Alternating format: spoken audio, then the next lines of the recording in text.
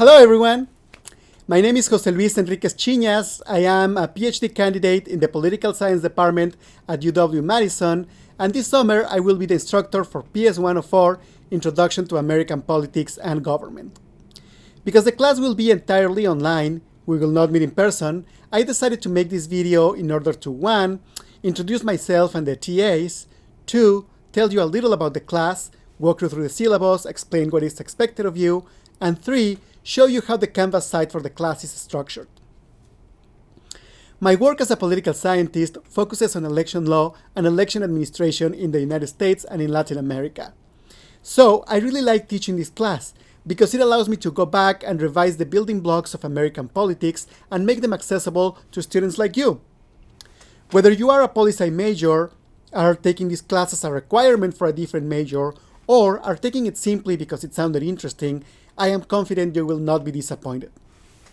Now, there is no wrong time to study American politics, but this is an especially exciting time to do so, with the presidential election in the fall, debates over how to fight the COVID-19 pandemic and its economic impact, continuing debates over Social Security and Medicare, energy and global warming, immigration, gun control, social unrest amid calls for reforming the police, growing concerns about polarization and gridlock in Washington, and the Trump administration in general. I look forward to engaging with you on all of these topics. Before we move on, let me introduce you to the rest of the team. The class will have 2 TAs, Jordan Shu. Hey everyone, my name is Jordan. I'm going to be one of your TAs this summer. I'm a going on 6-year PhD student in the political science department. And my subfield is American politics. So I'm looking forward to working with you guys through this summer, and I hope everything goes great. And Rebecca Anderson. Hi, I'm Rebecca Anderson, and I'm a JD PhD student at the University of Wisconsin Political Science Department and Law School. And I'm really looking forward to working with you this summer as your TA. You know, because of COVID, I haven't been able to see Jordan or Rebecca in a while, and I miss them. Let's now move on to how the class is structured. This version of PS 104 is designed specifically for an online experience. As such, we have favored asynchronous assignments. Other than the midterm and final exams, there will be no synchronous activities. That is, there will be no lectures and no discussion sections. Instead, students are expected to submit a series of scheduled assignments that show us you are engaging with the class materials. I think the easiest way of explaining this is breaking down a typical week.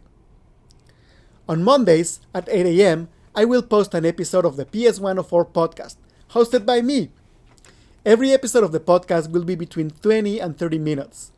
I will talk about the topics assigned for that week, as well as what is the importance of each of the complementary readings. Listening to the podcast is mandatory. You can listen to it at your own pace. You can download it as an MP3 file from our Canvas or subscribe to it on Apple Podcasts. Make sure you listen to it on a timely fashion though, because at the end of every podcast, I will give out the discussion questions for that week. The podcast notes will include the names of the students that have to write a response paper for that week. More on that in a minute. Also on Mondays at 8 a.m., I will post on Canvas an incomplete version of a worksheet for the topics assigned for that week, as well as the complete worksheet from the previous week. Let's now jump to Wednesday.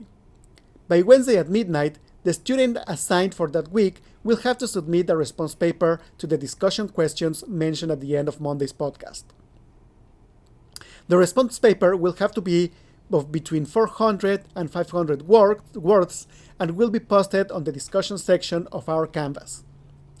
These discussion assignments will begin on the second class of the week, on the second week of the class. Let's move on to Thursday. Remember the incomplete worksheet I mentioned I will post on Mondays? Well, by Thursday at midnight, you have to complete that worksheet based on the readings for that week and post it to Canvas. On Fridays at midnight, you have to submit to Canvas one multiple choice question with 5 possible answers and one short answer question with its answer. Both questions must be related to the week's topics. They can be based on content from either the corresponding textbook chapters or the complementary readings. Finally, all the students that were not assigned to write a response paper for that week must go to the discussion tab on Canvas, read their classmates' response papers, choose one, and post a comment under that response paper explaining why you think it is the most compelling one. These comments must be between 100 and 200 words and are due Sundays at midnight. So, to reiterate, every week you are expected to submit 3 assignments: either a response paper or a comment on our discussion forum, a completed worksheet, and 2 questions with their answers. Besides these assignments, there will be one midterm exam on July 10 and one final exam on August 8. Throughout the term, we will cover 16 topics, 2 topics per week. The first block is on the foundations of American politics. On the first week, we will cover an introduction to the class and the Constitution. On the second week, we will discuss federalism and civil liberties. On the second block, we will examine the American political institutions, Congress and the courts on the third week, and the presidency and the bureaucracy on the fourth. From there, we move on to the third block, political participation. On the fifth week, we will talk about public opinion and campaigns and elections, while in the sixth week, we will discuss political parties and interest groups. Finally, we will see how it all fits together by examining public policy on the fourth block. On the seventh week, we will cover civil rights and social policy, and in the final week, we will go over economic policy and foreign policy. Each of these 16 topics is assigned a corresponding chapter on the book, as well as a series of complementary readings. The complementary readings come mostly from the Enduring Debate book, but I have also assigned some pieces that talk about cutting-edge findings in political science or about current issues in American politics. And by current, I mean like from the last few weeks. The reading load ranges from moderate to heavy, so I strongly recommend that you don't fall back on the readings, both because you need to do the readings to be able to submit the assignments, and because you will not be able to catch up on the last couple of days before the exam. Let me now show you how to navigate the Canvas site. This is the home page. At the top you will find 5 quick link buttons. The podcast button will take you to that week's podcast. From here, you can download it as an MP3 file or follow the link and subscribe on Apple Podcasts. By the way, if you are not an Apple user, please let me know what's your preferred podcast provider and I will try to submit the podcast there. The discussion button will take you to the discussion page.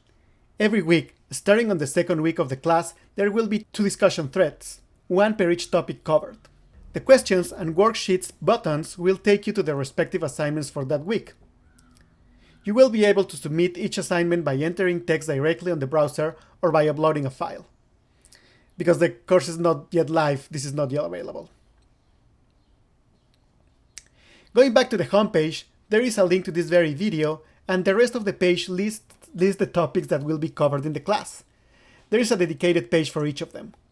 Let's go into one of them as an example. As you can see, there is a list for the readings assigned for that week, including links to the readings that are not in the books. Then there is a link to the discussion thread for that topic, and then there is a series of resources developed by Norton, the publisher of our textbook. These exercises are in no way mandatory, but I recommend you take advantage of them if you have the time. They're a great way of expanding and testing your knowledge, especially as you prepare for the exams. That's our Canvas. And that is going to be it for me today. Please let me know if you have any questions by sending me an email to jlenriquez@wisc.edu. I look forward to working with you this summer. Have a nice day!